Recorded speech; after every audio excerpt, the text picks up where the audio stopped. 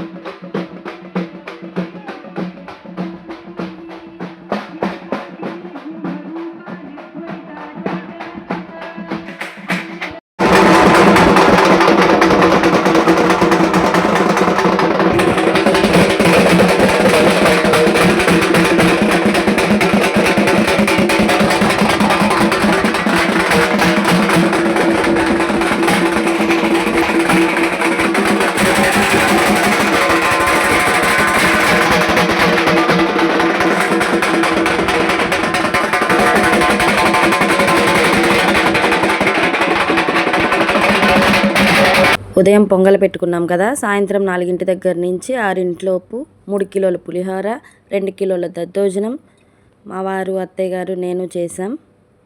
ఇంకా ప్రసాదం సాయంత్రం కూడా. అసలు అమ్మవారు కూడా అక్కడే ఫస్ట్